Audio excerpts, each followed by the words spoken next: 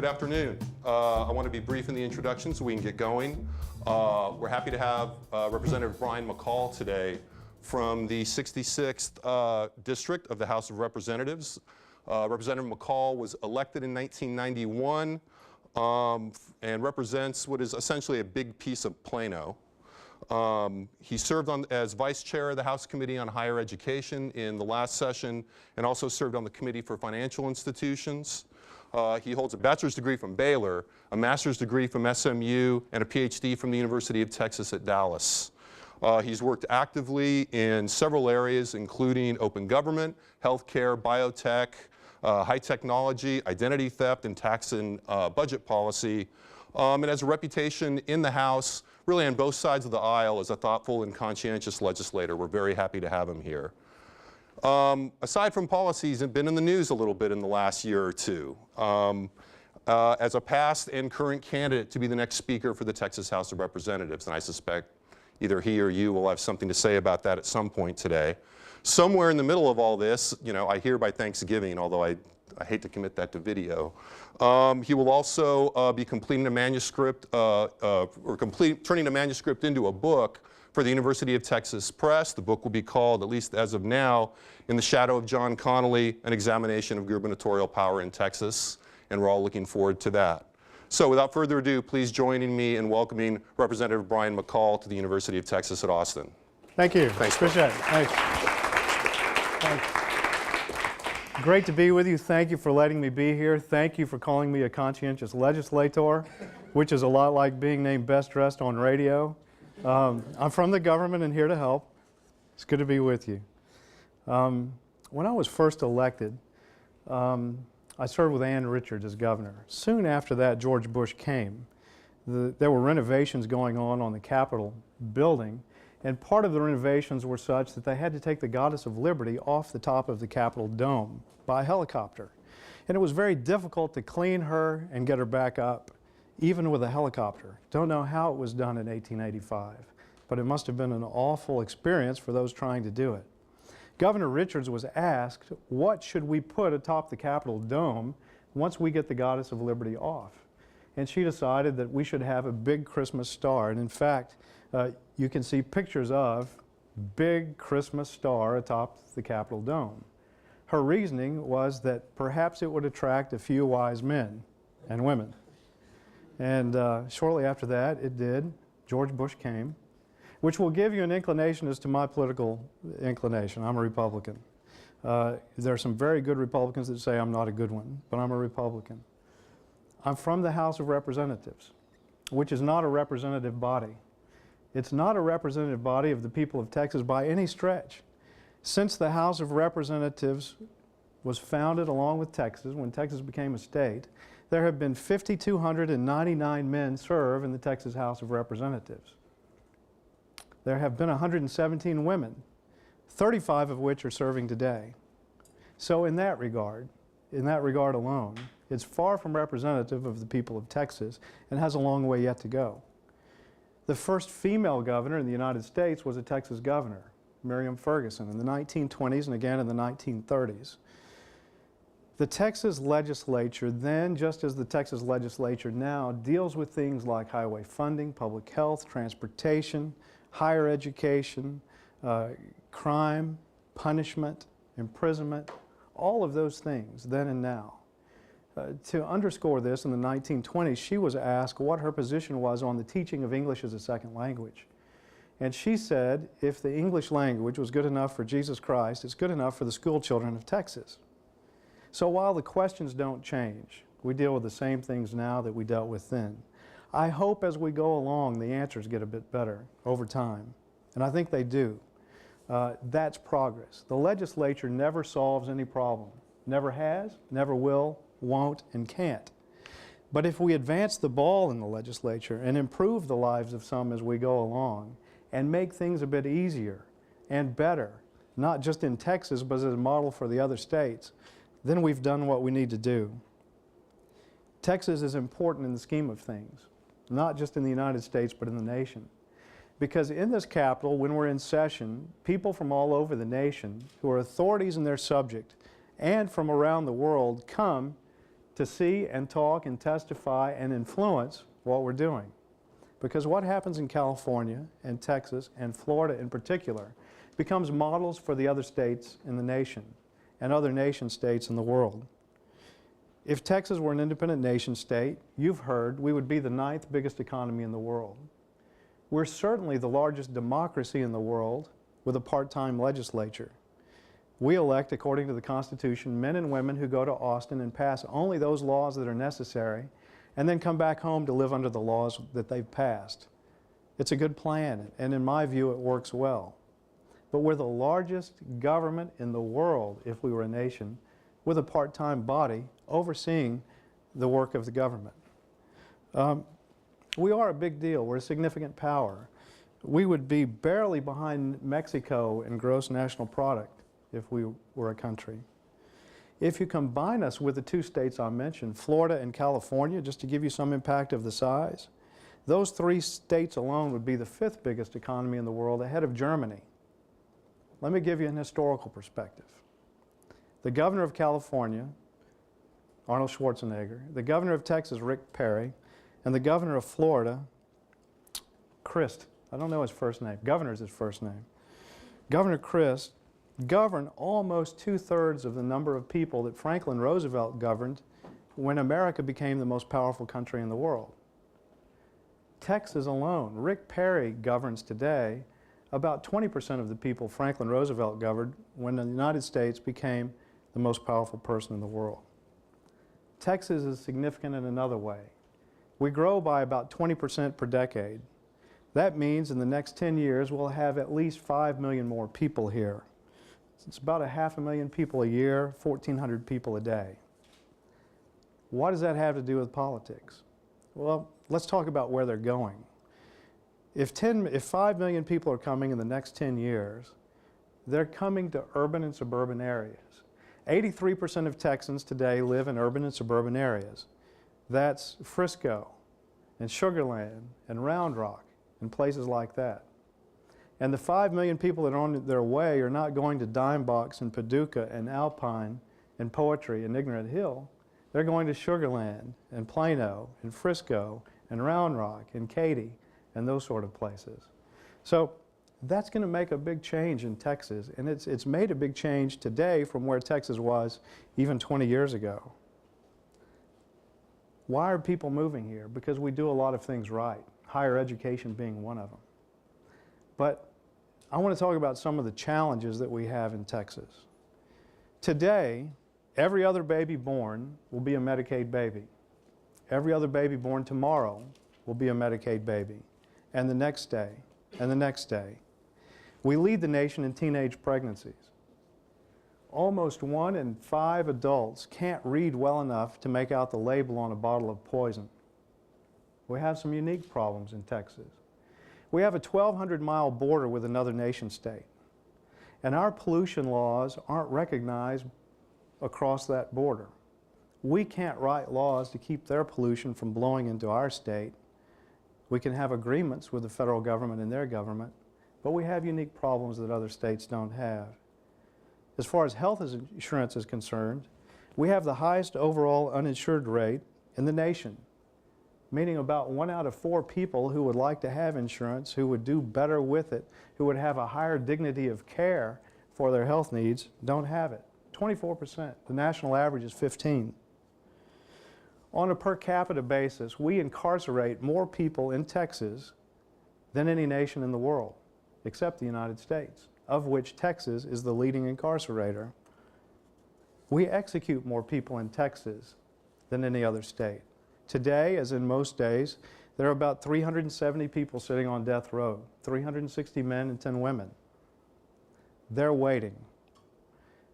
The thing that's interesting is, to me, when I was first elected, soon after I was elected, Bush was governor, I passed a bill to create a DNA fingerprint database. What this does is a lot of sex offenders leave behind at the scene of the crime absolute evidence that can convict them of the crime. And there was a lot of effort to get the bill passed for that reason. But another thing that it does, it provides absolute evidence to the innocence of those who are wrongly convicted of a crime. Bob Bullock didn't like the bill. He was lieutenant governor. And I passed the bill unanimously from the House, but I couldn't get it set on the Senate calendar. If you've been around the Capitol, you know that during a legislative session, there are always cakes and cookies and pies and food. Well, this particular week, there happened to be a lot, for whatever reason, of peanut brittle going around the Capitol. Bullock wouldn't set the bill. Bush's legislative aide, a man named Shelley, met with Bullock and said, look, the governor, Bush, really wants this bill passed. It passed the House unanimously. Would you set it on the calendar? The governor would appreciate it. Bullock said, no, I don't understand, nor do I like the bill. The next day, Senator Shelley met with him and said, you know, I've spoken with the governor and he really wants this bill set. And Bullock said, no, I told you yesterday we're not setting that bill next. Well, this happened 2 more days, but by the 4th day, Governor Bullock had been eating peanut brittle for 4 days, and it had given him a case of diarrhea. When he left the room, Senator Shelley grabbed the clipboard, put my bill down. It came up on the Senate floor, passed the Senate unanimously, and that's how a bill became a law. It's different than the way you study in your book sometimes. The reason I mention this is because there have been 29 people exonerated from death row since that time using DNA evidence. There have been 405 people executed in Texas since the death penalty started again in 1982. And one must wonder how many innocent people may or may not have been executed. We likely won't know. I say this to tell you something about what a legislature can do. We don't do just things like decide prize money for the lottery. We don't do things just like failing to build roads where roads need to be built. We don't just do things like not funding public education to the extent that some think it might be, or not giving the teachers the raise that they might. Every single thing the legislature does affects someone's life in a significant way, certainly not as significantly as the example I just gave about the 29 people who were exonerated on death row. But every decision we make has consequences. There are about 5,500 bills introduced usually each session, from which about 1,200 are passed, from which there are usually numerous amendments and numerous decisions. T.S. Eliot said, in a minute there's time for visions and revisions, which a minute will reverse. And in fact, that's what happens with legislation. We revise, we reverse. When I was first elected, the most important issue in a Republican primary was that of limiting the terms of those elected to public office. It's not an issue at all now. And in fact, what's important one session is often inconsequential the next, or we reverse it. We change. Things dart and flow. I think amongst the issues that we look at, those that constituents contact us about are probably maybe 20 issues a session. They're very important.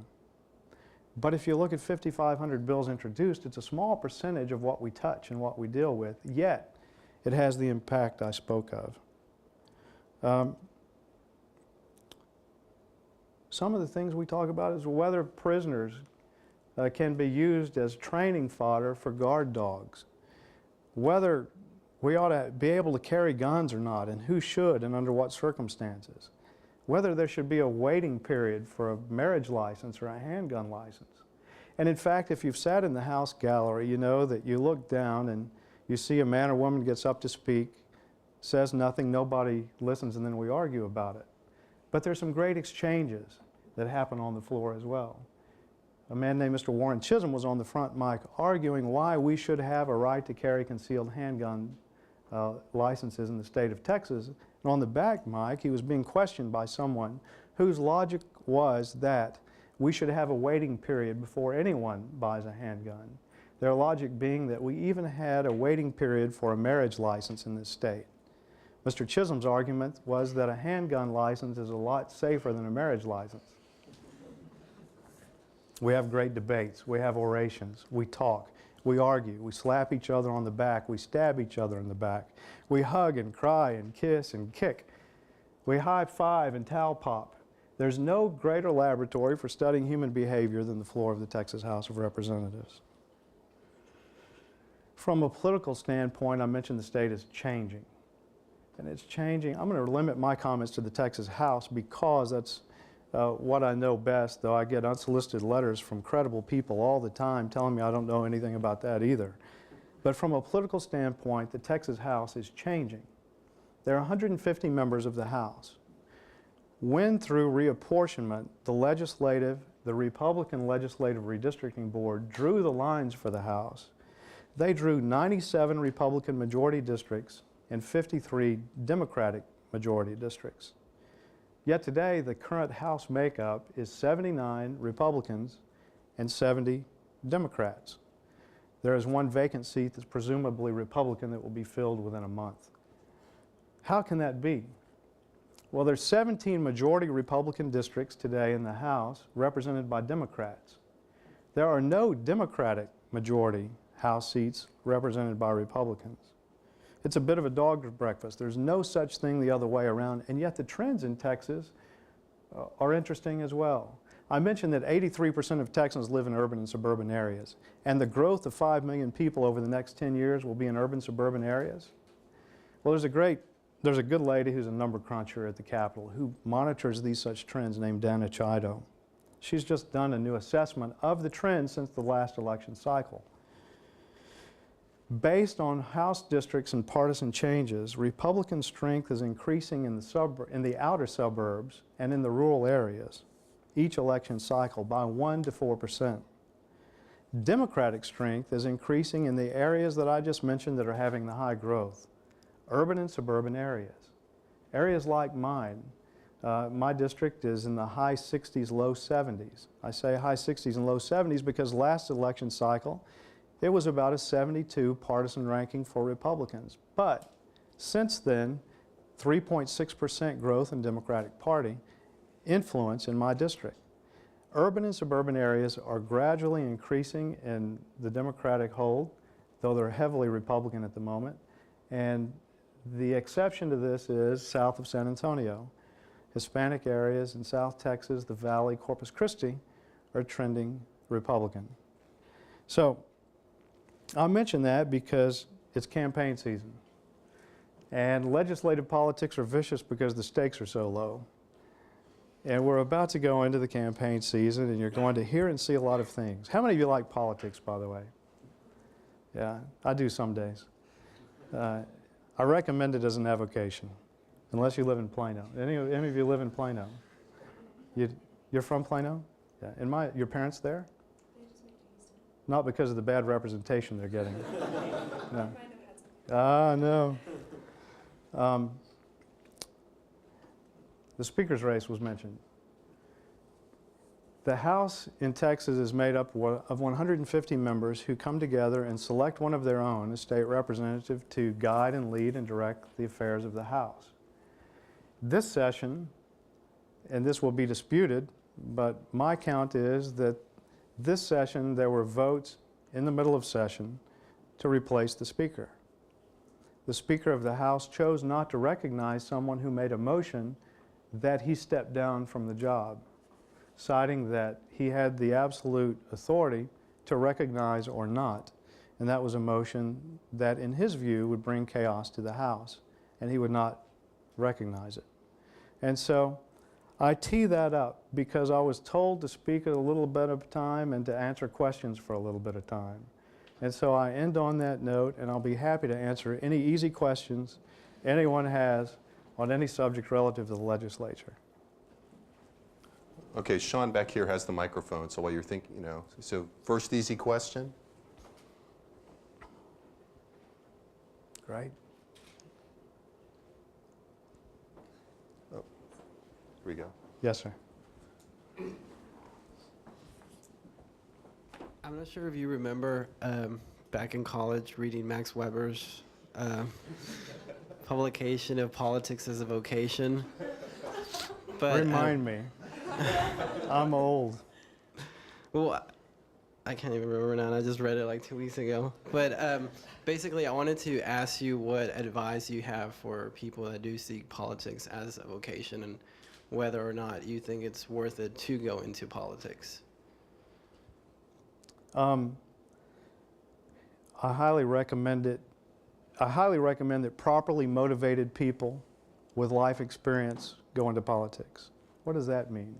Well, I mentioned a moment ago that the Constitution says we'll elect men, and by negate, they left out women, but we interpret we should elect men and women to go into politics in the Texas legislature, pass only those laws necessary, come back and live under the laws that they pass. So we have a citizen legislature in Texas. If you talk about the U.S. Congress, it's a full-time job. If you talk about statewide offices, it's full-time. Even in some counties, being a county commissioner is a full-time job. So I want to differentiate between part-time service, a citizen politician, and a full-time politician. My preference is for, and I think we get a better result from, citizen politicians who live in the community, who have other careers going. The legislature is made up of lawyers and business people and college teachers and you name it. They all come together with a unique expertise about what they do and how they do it. So if you're interested in politics and you don't live in my district, I would recommend that you develop a career, and to whatever degree you have an expertise in something, bring it with you if you come to the legislature. And from there, go into full-time service if that's what you want to do. The legislature is something that is, you know, there's an old cliche, you stick your hand into the darkness, grab another hand and pull it out into the light. You get more from your service than you give. It's a very part-time job most of the year, and it's an absolutely full-time job for 140 days every other year. So if you can balance those two, I highly recommend it. Nothing more gratifying.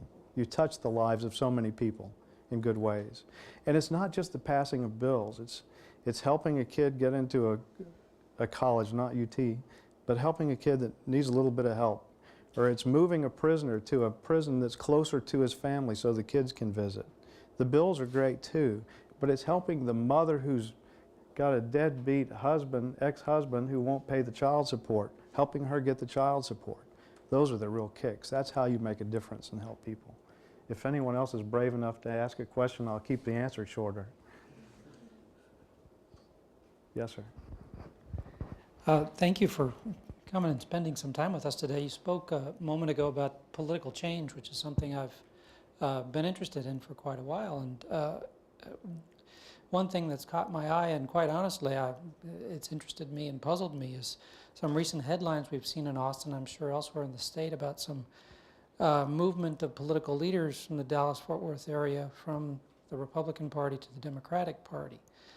It's caught my eye, and I'm interested in what your thoughts may be about what's going on there. You know, is this errors in judgment, something in the water supply, machinations unconnected to the speaker's race, or whatever it may be? I'm curious to know. Even in the high-value areas of Dallas where they drink bottled water, the change has occurred. So I don't think it's the water. It's the trend that I spoke of, where urban and suburban areas are trending that way. You know, the soccer mom thing is about 5 minutes ago, but it's a real deal. People are interested in their lives, their families, and the things around them. They're not interested in many ways in a lot of the wedge issues. This is the elected have had, in running for re-election for some time, a misguided notion that the voters may not just be the brightest people. The voters are pretty bright. And there has been, and there will be, a bit of a throw the rascals out mentality, I think, particularly in urban and suburban areas. There's a fed-upness. One thing I didn't mention a moment ago is that the rural trends in Democratic districts are Republican. They're trending to the same degree, 1 to 4%, toward the Republican Party. How does that affect incumbency? Well, in Dallas, it meant that we threw out a lot of judges. How does that affect rural representation and House of Representatives representation? I think it's very different. There's a man named Chuck Hobson who's a Democrat who represents a district that's 63.4% Republican. In this town, there's a man named Mark Strama whose district is the only district that changed since the last cycle, from about 51.2% Republican to 49.7 something % Democratic. But there are a couple swing districts, like in El Paso and in Mesquite, where those districts could go either way. They're both Republican districts that could swing to the Democratic Party. So I think the only answer that I gave you is that I don't think it's the water. Yes, sir. I didn't make my question slightly easier. Bless you. You're speaking of the trends, the Democratic trends. If the Democrats have another good election cycle as they did last time, they can very well take control of the House. If they did, could you give me a few names that you would see ideal from that caucus as Speaker of the House?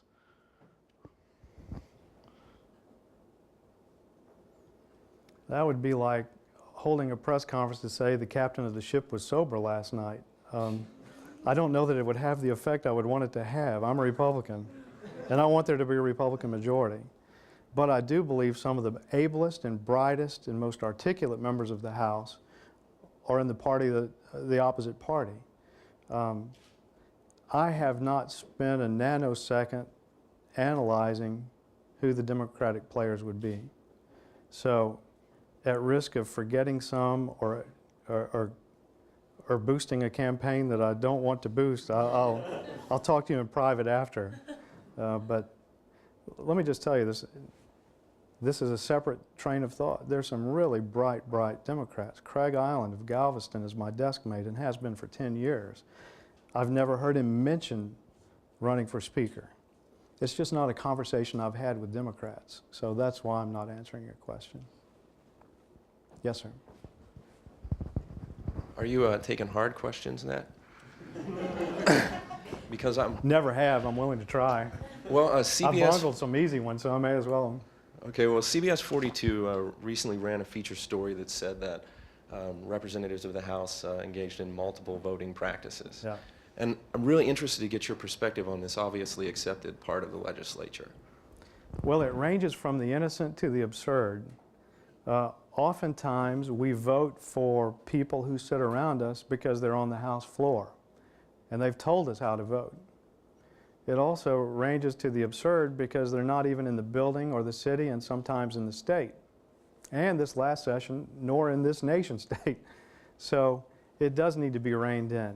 I think that there needs to be a mechanism for which you can vote from across the room or from the members' lounge. And in fact, the rules say if you're on the House floor, which is defined as the members' lounge, the restroom, and the back hall, I believe. So as long as you've told your desk mate, I'm stepping away for these few minutes to go eat a sandwich in the members' lounge, when this amendment comes up, vote me this way, it needs to stay that way. But we need to rein in the abuse. Yes, sir.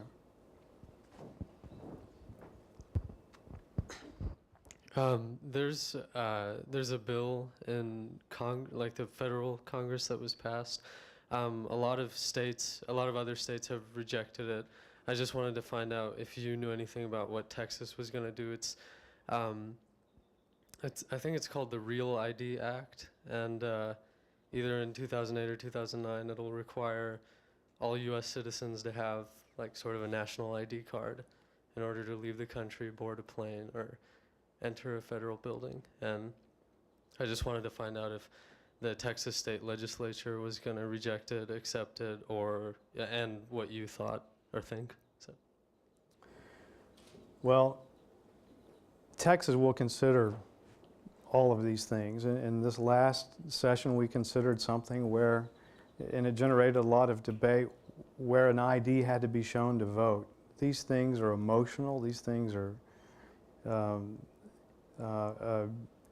oftentimes divided by party line. These things oftentimes are based on red herrings. That this is for to prevent terrorism or to aid in the protection of citizens, when in fact it might even be for preventing people from voting or skewing an election one way or another. So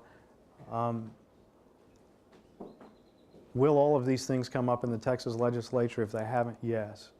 Where do I stand on them? I hope I stand skeptical and questioning and willing to put the thoughtful review into it for the reasons I just mentioned. Typically, the Texas legislature passes major bills well before the federal Congress does. Things that come to mind are like genetic testing, prohibitions, stalking, all the big issues that ultimately hit the 50 states. Most states get a little ahead of the U.S. Congress. The Congress is slower to act than the states, so we may see it sooner than later. Yes, sir. You mentioned the unique position that Texas was in, seeing as how we share that long border with Mexico. I was wondering if you had heard of the North American Union and maybe how you felt about it, considering the fact that they want to do away with our borders, make international highways that we might end up paying for, how you felt about that. And then also maybe if you could touch on toll roads and how people think they're taking over Texas.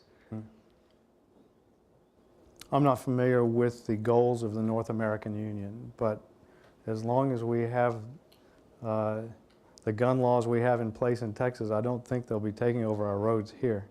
Toll roads, we may not have enough guns to prevent those from taking over.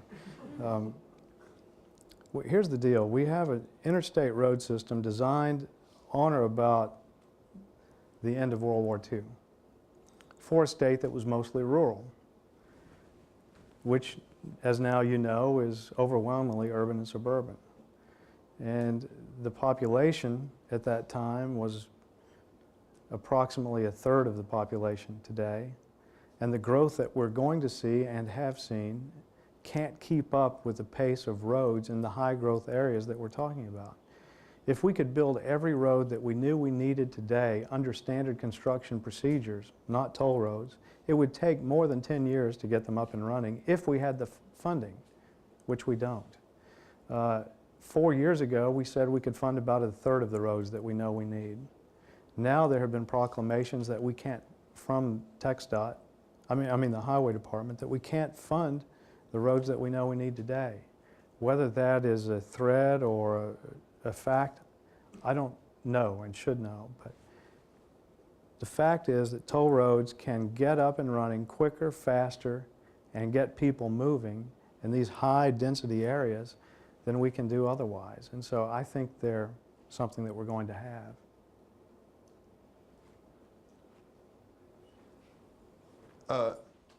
I want to close out in a minute, but so that you're not too late, not in a minute, but soon, so you're not too late to the airport. Fine. But I'd have to turn in, my sort of credentials, I guess, if I didn't ask you directly about the speaker's race.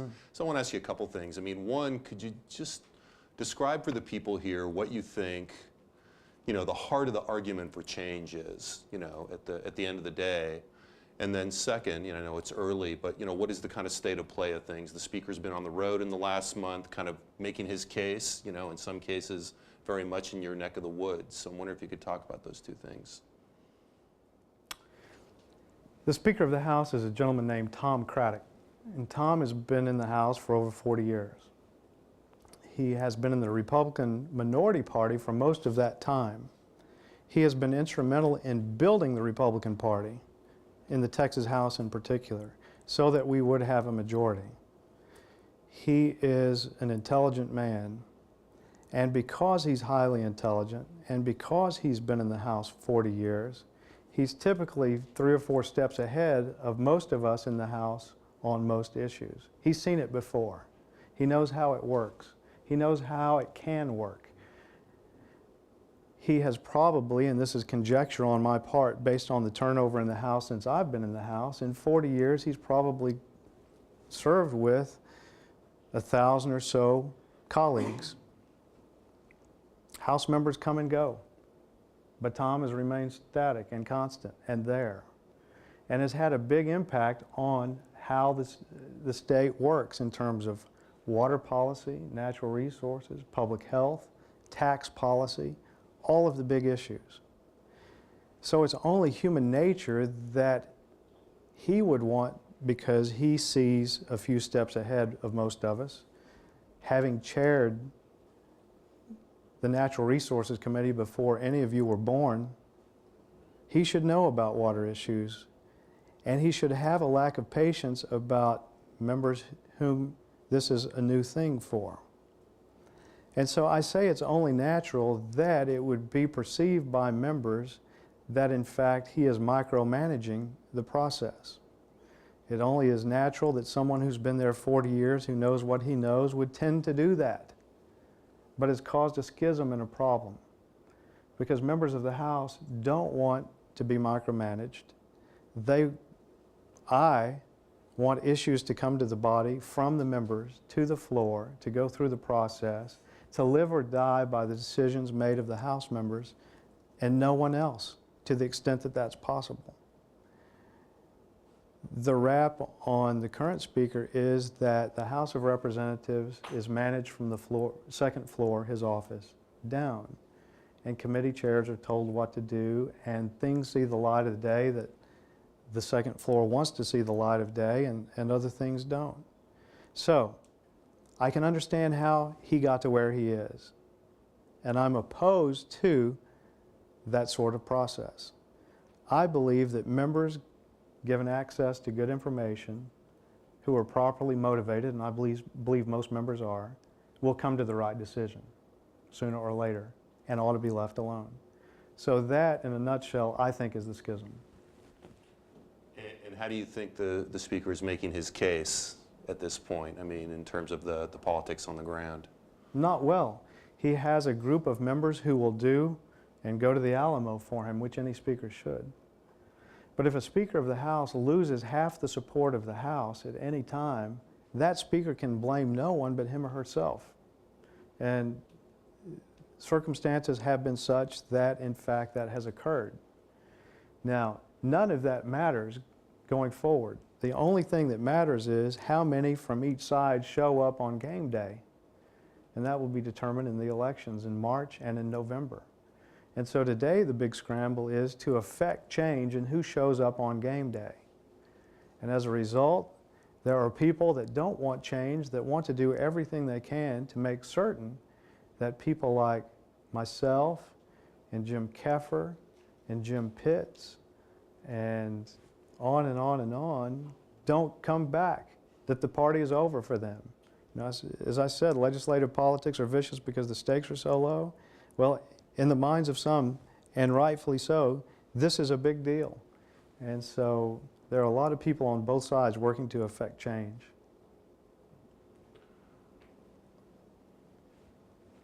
Yes, sir. This is more towards your speaker's candidacy, so I think you might be able to answer this one. Don't be surprised when I can't. Go ahead. I won't. But do you think your chances would be better for winning the speakership if there remains a clear Republican majority, or if the House is equally split between Republicans and Democrats? Let me say I'm for a clear Republican majority. And it wouldn't take much for it to be equally split. You know, in essence, we're 80 to 70 now. Wouldn't take many changes. I mentioned that there are 2 seats held by Republicans that are swing, just barely Republican, Haggerty and Latham. But there are also some Democratic seats that are barely Democratic, 50.8%. That would be Pete Gallego. And so things can go either way, just depending on who has an opponent and how things go. Let me tell you, when I first came to the legislature, every statewide elected official, I believe, was a Democrat. The Speaker of the House was a Democrat. The Lieutenant Governor and both bodies of the legislature were in the hands of Democrats. And I thought it was a bad way to run a government. Then a few years ago, every Republican elected officer and a vast majority of both houses and both legislative bodies were led by Republicans. And I thought it was a bad way to run a government, because the discourse goes away, the debates go away, the arguments aren't as refined and sharp. And so one of the good effects of there being just not a runaway majority is the discourse improves, in my view.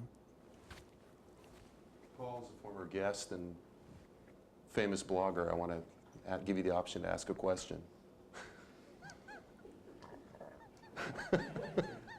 You didn't warn me about that one.